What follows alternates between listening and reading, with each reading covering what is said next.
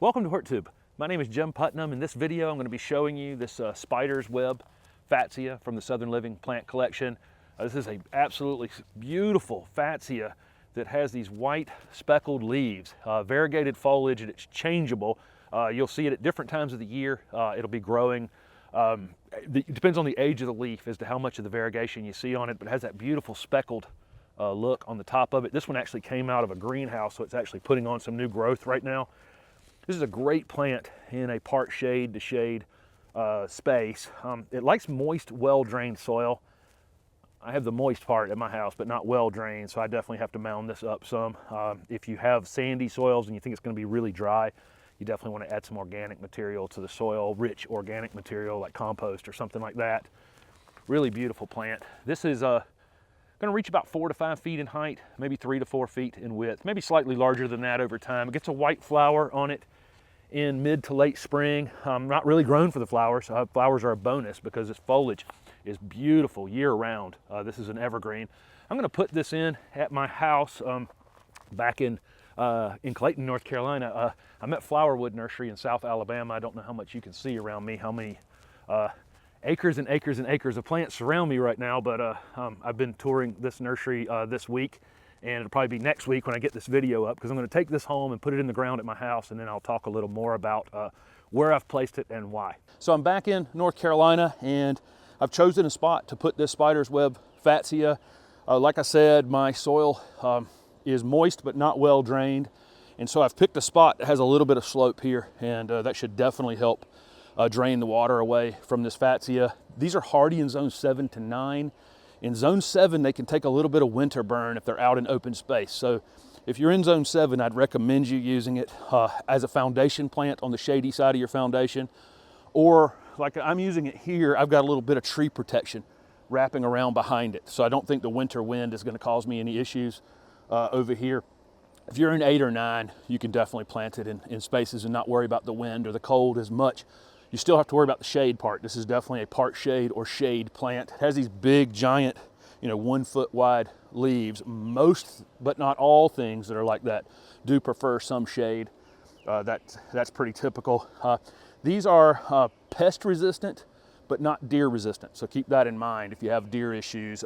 This may be better as a container plant, and this would make a fantastic container plant.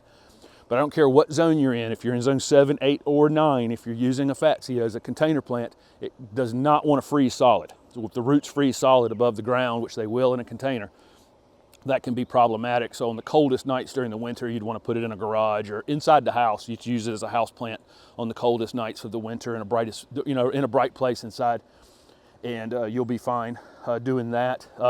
This space that I'm putting this in is next to a maple tree right here, and anytime you're planting plants next to existing trees, know that that tree is going to not play nice.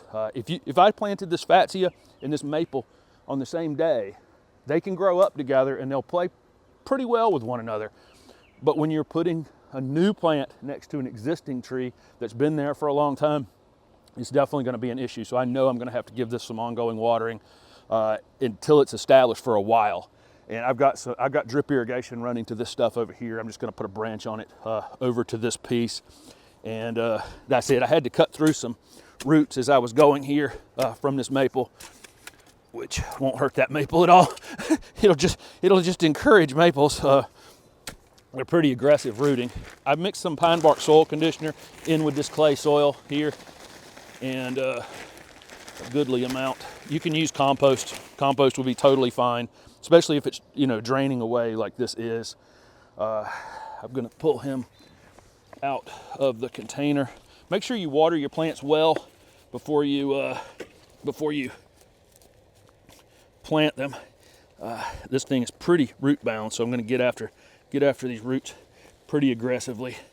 I'm going to stick him in the ground, make sure he's sitting up above the old soil line a little bit, and then put this soil mix around it. And I'm going to pull some of these roots out of here as I go and not mix those back in around it. Once I get him stabilized in there, I'll kick the rest of it in.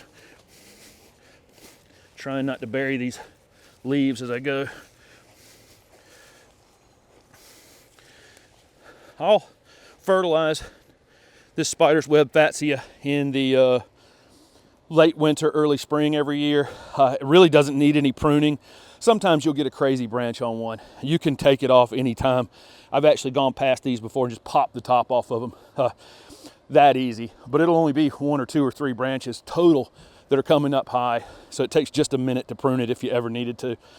Just not a lot of maintenance to do on it. Like I say, deer will eat it.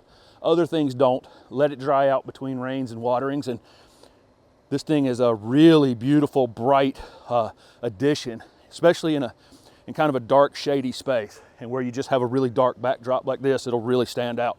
So thank you very much for watching this video. If you run into one of these variegated spider's web Fatsia, grab it if you have a park shade space to put it in. Thanks for watching.